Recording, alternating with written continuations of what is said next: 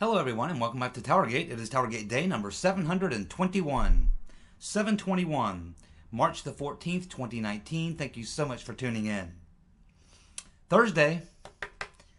Alrighty, it's been a pretty quick week for us because it's been so busy. Haven't had time to think. Just been run all week long. So the week's gone very quickly. Hopefully yours has as well. Let's go ahead and talk about what's going on here. So today, Thursday, as you're watching this video, is when they're going to have the vote in the Senate to take up this bill on Trump's national emergency. And, of course, Trump sent out a tweet today, and I imagine he'll send out another tweet tonight or probably in the morning, just as a reminder of what this thing is all about. And right now it looks like you have the usual suspects. You have Murkowski and Collins, Republican senators, both looking like they are going to vote against Trump's national emergency or him being able to declare the national emergency. But it looks like, and of course Rand Paul came out earlier saying he would, although Rand Paul has a tendency to come out and say he's going to do that, and at the last minute sometimes he can be flipped. I'm sure Trump's working on him, and they have a pretty good relationship, so, you know, Trump might be successful at that. And I really think Rand is wrong on this point. And in this whole idea that I keep hearing this excuse, well, if we let Trump do this, then the Democrats will use it to, ban guns, or they'll do it to, but this is a crazy argument. Because ultimately, when the president declares a national emergency and does something like this, it's a major issue. And ultimately, the voters are going to be the final authority on whether or not it was a good idea or whether or not it was the right thing to do. And the president and his party could pay a price if they don't think it was. And the same would be true if the Democrats tried to use it in some sort of a gun control or gun grab or something like that. I don't think that they would have the stones to do it. They might threaten it, but I don't think they would. And this is really different because, the national emergency is when the president sees something that he believes is a national emergency. He says, hey, we have a national emergency and I'm going to do this. And everyone knows in Washington right now that the name of the game is resistance. It wouldn't matter what Trump tried to do. It wouldn't matter, even if it was something that was good for Democrats and it's something they campaign on or something. It wouldn't really matter. And that's the part that Rand Paul, and also I hear Mike Lee is saying he would vote against it, which Mike Lee, he's reminds me a lot of Rand Paul, and he does these types of things. He's like an oddball sometimes. But I think Trump is right in his tweet where Trump tweeted out, let's see, what is the tweet? I don't think I wrote it down. Trump did a tweet and he said, hey, this is about, it's a national emergency and it's about the border security and crime. And that's exactly right. And, when you get an issue like this, for Rand Paul and Mike Lee, I write off Susan Collins and Barbara Murkowski. They're worthless. And they're Democrats anyway, for the most part. But Rand Paul and Mike Lee, first of all, as I was just saying, the whole plot of the Democrats right now, their whole plan is to obstruct and resist. And they know that. So they know that that's the real reason. And it has nothing to do with the fact that this is not really a national emergency. And the president is not correct in declaring a national emergency. They know he is. It's all politics. And they know this. And that's what bothers me, is when an issue leaves the realm of, being an actual disagreement over policy or procedure or something like this, I can almost understand a principled stand like a Rand Paul. But in this particular situation, this is purely a political deal, just like Kavanaugh. It's purely political. And when you realize that you're engaged in a battle that's purely political, you have to throw aside all these other arguments. That they're useless because there's no principle here that's really being violated. And so Rand Paul and Mike Lee need to understand that the main principle, if there is one here, is that we do have a crisis on our border, multiple crises actually. You have a crisis with the human trafficking, you have a crisis with our failed and broken immigration system, and of course you have just the issue of all those illegals coming across the border and the crime that they will commit, along with all the drugs and all the other things. So, I mean, there's real principles involved in this issue, and Trump is on the right side, and the other stuff is all politics, and that's why I don't like seeing Mike Lee and Rand Paul play this game. And I do hope that by the time the vote comes, that they change and that they flip and that they support the president so that he doesn't have to use the veto. This really needs to be shot down in the Senate. If Republicans fail to back the president here, I believe it's going to hurt them personally. I really do. People are watching this very carefully. And I think Rand Paul and Mike Lee better be very, very careful. They may feel pretty comfortable about their situation in their states, but when you oppose a popular president like this on an issue that you know he's on the right side, people remember that around election time. And the thing with senators is they're elected every 6 years. So if it's 4 more years until they come up for a re-election or something, they think, oh, in 4 years from now, people will forget. But I don't know. People have long memories with certain types of things. And I think this is one of those things. And I do hope that Rand Paul and Mike Lee will both rethink their position, because they are wrong on their take on this right now. They are wrong. And, it's not going to matter the end result. The end result, if it's about principle, the end result is Trump is going to veto it, and they don't have the votes to overturn the veto. So he's going to win on the issue. But all they do by forcing Trump to veto it is all they do is weaken him and strengthen Democrats. Why would you want to do that, Rand Paul and Mike Lee? Why would you want to empower the Democrats instead of empower the president on an issue that he is right about?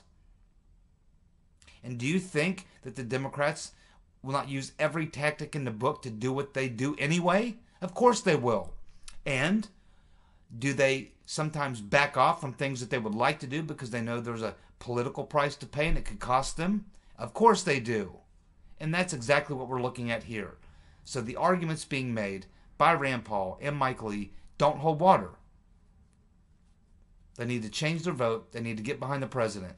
And I certainly hope they do. And if they don't, I hope they do pay a price. I will not shed a single tear for either of them if they're defeated. Hopefully by a better conservative or libertarian or whatever.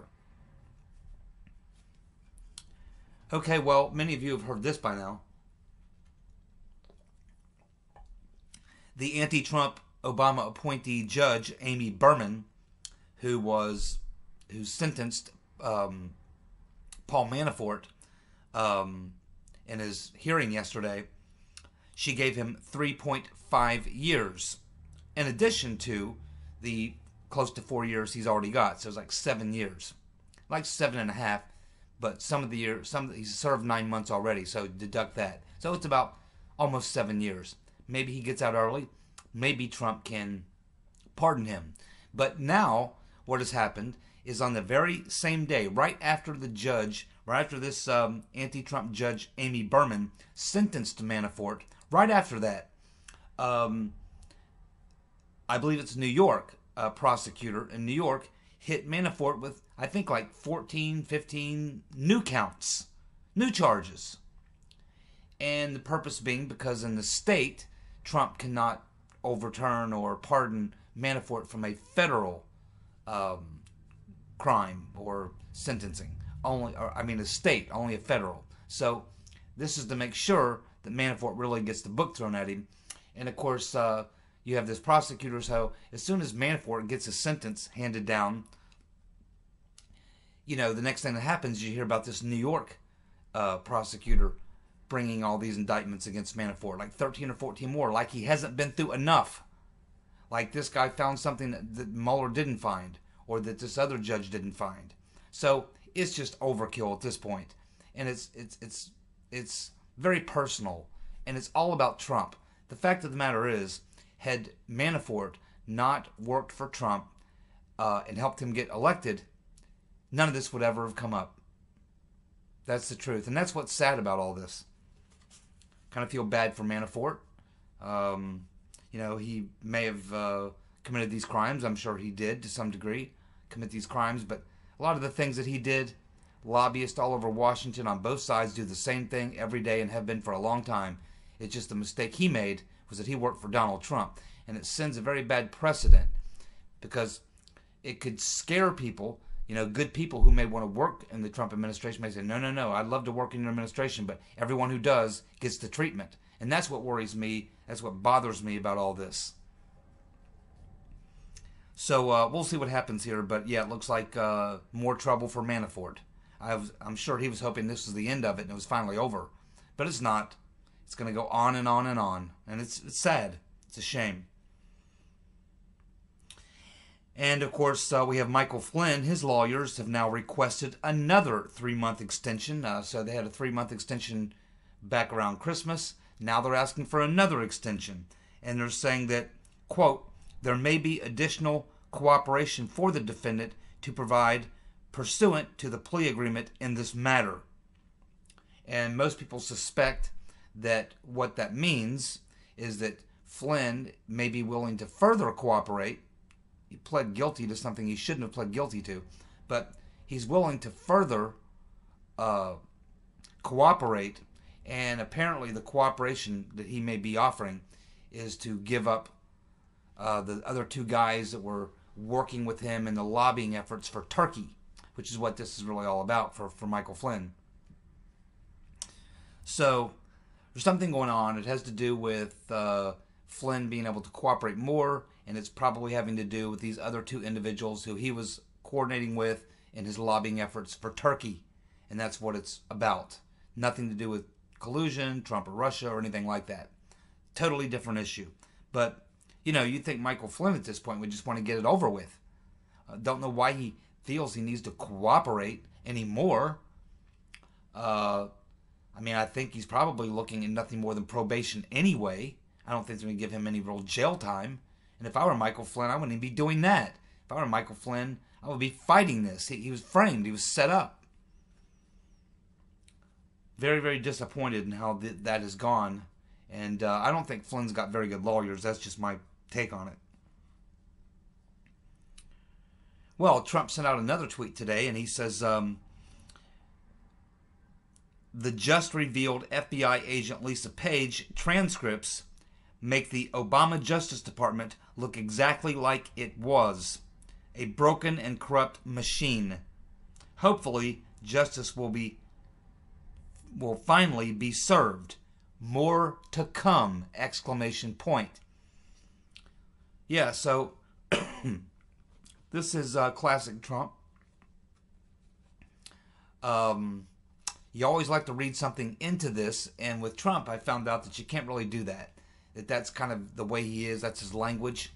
For other people, this will be like, oh, that's a big sign that he's got something up his sleeve. He's got something he's going to do. And maybe he does. But we've been hearing these types of tweets for a very long time. And again, I think until the witch hunt, the Uncle Bob, the executional witch hunt is actually over, until he actually submits his report and that whole thing is blown over, I don't think that Trump is going to move, because I think he knows that a lot of the information he needs to make his case is being held and protected by the Mueller investigation. So he needs the Mueller investigation to end so that the evidence can then be taken and looked at. Because once Mueller's investigation is over, if you bring in a special prosecutor or a U.S. attorney has been appointed to look into the corruption and the coup and all the other things, all that stuff from Uncle Bob would be accessible by another special counsel or by a U.S. attorney who've been given the authority to run the investigation. That stuff would all be available to him, as well as all the other stuff that Manafort's that Mueller's protecting. So I think it's just it's a game of patience for Trump, and I think his patience is running out with like a lot of other people, including mine and yours, many of you. But that's why we get these types of tweets, and it seems like Trump's saying, you know, just wait, you know, we're gonna, you know, a lot more to come. This is all gonna, you know, shake itself out, and these people are going to be proven to be criminals, and you know, we all know that. We all know the evidence is there. We all been following the story. The president obviously knows what he's talking about here. Everyone knows what's going on here. But the thing that's basically continues to keep it from moving forward is the Mueller investigation. And until that comes to an end, everything's just kind of frozen. And that's why I said for the longest time that the investigation will never end until Trump's out of office or what have you. So, we'll have to just keep watching and see what happens. But at some point, I think Trump is going to have to get personally involved, declassify that stuff. And, I know Mueller's got this deal where he said if Trump declassifies it, it's essentially obstruction. Well, I'd fight it, because once Trump does release the information, it proves what actually happened. At which point, no matter what Uncle Bob has got or what he's done at that point, it becomes irrelevant because now the truth has been exposed. And Uncle Bob gets caught up in the truth and being on the wrong side of the law, you might say. So that's why I think that Trump should just go ahead and declassify it and take his chances. I'm tired of waiting. I know most of you are. I'm pretty sure he is. Something's going to have to give here very soon, in my opinion. Let's move on to the next thing. Well, the AFLCIO, the largest union in the country, always been a solid, reliable partner for the Democratic Party, has now come out and slammed the Green New Deal. Slammed the new Green Deal. And they're hardcore lefties. I mean, the heads of the AFL-CIO are far left. But here they are slamming the Green New Deal. And that can't be good for Democrats. And because the AFL-CIO is the largest union, and almost all the other unions, almost all are Democratic, associates, they almost all follow in the path of the AFL-CIO. They kind of are the ones who sort of take the main position, and everyone else seems to fall in behind them, the smaller labor unions as well. So this is a lot bigger than the AFL-CIO, and it's a great big deal when you're talking about donations and activism, because a lot of these union members are extremely active politically. They're obviously political organizations for the Democrats. They provide lots of money, lots of phone banking, lots of people doing that type of work. So these are really the boots on the ground, grassroots of the Democratic Party connected to the labor union. So when you lose them, you've got a big problem. And this doesn't surprise me in a lot of ways, because the Green New Deal is a job killer, and these union leaders know it, and that's exactly what's driving their position here. It's a job killer, not just plain and simple. All them jobs that build airplanes and all these other things, those are union jobs. There's a lot of union jobs lost in New York because of Ocasio-Cortez and some others driving Amazon out. So, yeah, you can see at this point that here's another group of individuals in the Democratic Party that are not buying into the far left, which will further increase the divide and the dissension within the party. And this is why it's going to be such a freak show over the next year and a half or so as we watch this party completely implode. So, of course, everybody talking about the Lisa Page statement.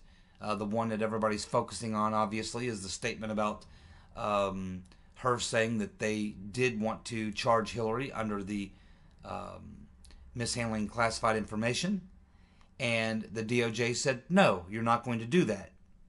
And so when you look at the timeline of when all these conversations were taking place and all this activity was taking place, and then you look at the date of the Lynch Bill Clinton tarmac meeting, it starts to look a lot more suspicious.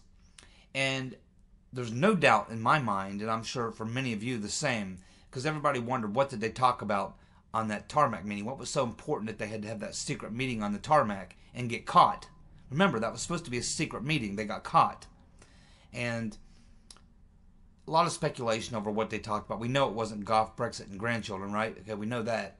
And we know it probably had something to do with the investigation. And this just adds further proof.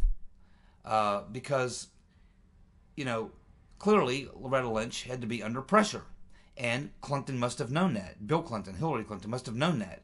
I am absolutely convinced that the meeting on that tarmac was something to do with some message that Bill Clinton was sending to Loretta Lynch. Hey, you better hold the line. You better not allow any indictments of Hillary. Now, whether there was a threat involved in that, or a bribe involved in that, or extortion involved in that, it's the Clintons. They do bribery, they do extortion, they do threats, they do all them things. To their friends, it doesn't really matter. Ask Vince Foster and many others. So, something definitely happened on the tarmac. It wasn't Goff, Brexit, and grandchildren, and it definitely had to do, if you look at the timing and everything else, it definitely had to do, that meeting had to do with Bill Clinton telling Loretta Lynch something about what she was going to have to do to protect Hillary. And whether it was because Bill Clinton said, if you don't, we've got this on you. Oh, we got a dossier on you too, Loretta. Or if you do it, Hillary is going to give you, make you the Attorney General. She'll keep you as Attorney General. Maybe there's something else. So it's hard to say, but I think it's pretty obvious that the main point of that conversation and that meeting on the tarmac was to discuss how to handle Hillary Clinton's legal issue with the emails and the investigation. I'm certain of that. And I think in time that'll probably come out. Well, we talked about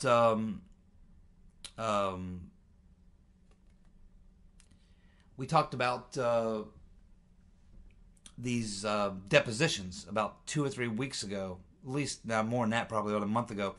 The lawyer in the BuzzFeed versus Gubarev case said she was going to release the depositions from Christopher Steele and from David Kramer. So that is today, March the 14th. So, is that right? On the right date? Yeah. So today is the day when those transcripts should be released. Now, Devin Nunes was on Fox News, and he was talking about various things. Of course, he's saying that he thinks Pelosi's statement about not pursuing impeachment is a tactical move, that they're going to go ahead and do it anyway, and that's just a political tactical move. I agree with Nunes. He says they're still going to go for impeachment. I agree with 100% with what he said. I said the same thing. He also talked about, the Lisa Page, Loretta Lynch thing, made the same comment I just made. And he also commented on the fact that they'll be looking forward to tomorrow, or today, when you're watching this video, getting those two depositions from the Gubarev versus BuzzFeed lawsuit. So obviously, it's not just me and many of you who are waiting for that to come down. Obviously, Nunes and some other Republicans in the Freedom Caucus are watching very closely and waiting. I'm sure as soon as the judge releases that, I don't know what time if it was in the morning, the afternoon, but I'm sure they're watching very closely. And as soon as those two depositions are made available, I'm sure that Nunes and Gowdy, not as much Gowdy, but Nunes and Jordan and Meadows and those guys will have their people reading all that stuff. And I think they're going to learn some things from those two depositions. Remember, both those guys pled the fifth. Steele didn't come to testify, wouldn't testify the committees, and Kramer pled the fifth. Judicial Watch has sued for Rosenstein's communications during the time of Comey's firing and the Robert Mueller appointment. Okay, so that's a very short window in time. You're talking May the 17th and going out approximately 1 week, about 7-8 days. And it's that 7-8 days that Judicial Watch is very interested in, and I am as well, because there's been rumored back at the time, about well over a year ago, I was talking about the fact that there were rumors around that Comey had communicated with Uncle Bob the executioner, Bob Mueller, and we're not sure who else communicated with Bob Mueller. But we know Rosenstein communicated with him because he brought him in to audition him for the job, the FBI director job, and then he brought him in the next day after he didn't get the job and made him the special counsel. But something else that we learned from some emails a couple of weeks ago was that Rosenstein, after Comey was fired and McCabe became the acting FBI director, Rosenstein contacted McCabe and said, hey, can you hook me up, or can you call Comey, or make some, conversation for me to get me into Comey I'd like to get his advice on this and that and the other thing regarding his firing and what to do and all these things. And of course, McCabe was telling Rodenstein, well, look, he was the FBI director. He's been fired. I'm now the acting FBI director. He was my former boss, but hey, I'm the guy in charge now, and he really doesn't matter. Why do you need his opinion? I'm the FBI director acting. And I think McCabe was kind of pissed off at that. And so, in other words, he was basically telling Rodenstein, I'm not going to call Comey. You call Comey, which he did. So Rodenstein called Comey. So I think what Tom Fitton and Judicial Watch is interested in is the conversations that Rodenstein had in that week. Who did he talk to? Well, we can almost be certain that he talked to Comey, and we know he talked to Mueller. Okay, so here we have Rodenstein in that week that Comey's fired, and he appoints Uncle Bob as special counsel. In that week, he talked to both and communicated with both Comey and Mueller. So yes, it would be very interesting to have a look at the communications from Rodenstein in that week. Now, I'm not sure if that's the week where he also talked about wearing a wire, but I suspect it is, because they talk about those 8 days and a lot of things going on. And I think it was during those 8 days that Rodenstein that's when he's alleged to have talked about wearing a wire and the 25th Amendment coup and all this sort of thing. So yeah, they're focusing on those 8 days, getting all of Rodenstein's communications, and I hope they do. John Ratcliffe sent out a tweet after the Lisa Page testimony was released, and he's typical John Ratcliffe. He didn't say anything shocking. He just reiterated what is in the Lisa Page testimony, which is Ratcliffe tweeted out, Lisa Page confirmed to me under oath that the FBI was ordered by the Obama DOJ not to consider charging Hillary Clinton for gross negligence in the handling of classified information. So he's just reasserting that point. And I mean, that's what the evidence shows us. Lisa Page clearly said under oath that she was told, don't do it.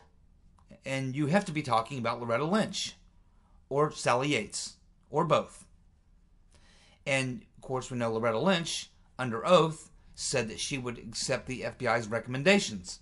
But if this is true, what Lisa Page is saying, that says that she did not accept the FBI's recommendations. Their recommendation was to charge Hillary, to indict her for violating the mishandling classified information. So I doubt if this is just going to lay around or go away. I'm pretty sure there are going to be some people pursuing this, and they should. Now let's get back to Judicial Watch. Several months ago, I did a video where I told you about a big win that Judicial Watch got in court. And this has to do with the court case that's been going on and on and on with Judicial Watch. And they've been suing to get communications from the State Department regarding Benghazi and Hillary Clinton's illegal server. Now this case has been going on and on and on. And of course, the DOJ was stonewalling. They went so far to say that there was documents that was being requested by Judicial Watch that they said did not exist. Then Judicial Watch proved they did exist. And so the judge, the last time we talked about this story, the judge gave a tongue lashing to the lawyers for the DOJ and basically called them out for essentially lying about documents, not producing documents, not doing things in a manner that they should have been, and he basically let him have it. And then he went on to approve of Judicial Watch's request to be able to depose various people within the Obama administration, the Hillary Clinton State Department, people having to do with her email server, setting that up, people having to do with Benghazi and all that. So the judge granted about, about 12 or 13 face-to-face in-person depositions, and he granted 4 or 5 written depositions. Now, the written depositions are not face-to-face, but they are still under penalty of perjury. It's still a legal document. They have to answer questions, written questions, but, if they lie, they can be held in contempt of court for lying, can be charged with perjury. So So Judicial Watch has put up on their website the schedule for these depositions, who they're going to depose and when. So they're going to be deposing tomorrow, or I should say today, March 14th. Today they are going to be deposing Justin Cooper. He was, of course, the person who set up the Rotten Reverend Clinton's illegal private email system. On April the 5th, they'll be deposing John Hackett. He is a State Department official who's responsible for records. April 16th, they'll be deposing Jake Sullivan. He's a former senior advisor and chief of staff to the Rotten Reverend Clinton. He knows everything. And I bet he wishes he didn't. April 23rd, Cheryl Walter, former State Department official. April 26th, Gene Smolansky, State Department lawyer who did a lot of lying for the Rotten Reverend. Let's see if he lies under oath in a deposition. April 30th, Monica Tillery, State Department official. May the 7th, Jonathan Wasser, State Department employee, also involved in the records deal. May the 14th, Clarence Finney. He controlled all records and correspondence for the Rotten Reverend Clinton and State Department officials. June the 11th, Heather Samuelson. Now, these people will not be doing face-to-face depositions. They'll be getting written depositions. And the following three people will be getting written depositions on June the 11th. That will be Heather Samuelson, who was the Rotten Reverend Clinton's senior advisor, Susan Rice, and of course Ben Rhodes. So there's a pretty good cast of characters right there. And of course we all know what happened there in Benghazi. Obviously what they're focusing on with Judicial Watch is the fact that the Obama administration and the Hillary Clinton State Department lied about what the attack was all about, what they knew about it and when they knew about it. We know they sent Susan Rice out on TV to say it was because of a video, but we also know that the Rotten Reverend Clinton had spoke with her daughter that morning, and her and Chelsea were discussing the fact that it was an attack by a bunch of radical Muslims.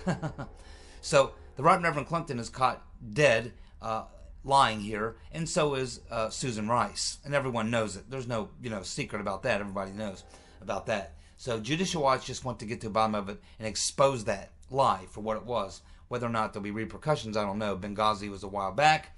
But anyway, I think that's the principle behind what they're doing. And of course, the email issue, the illegal email server, that's another issue.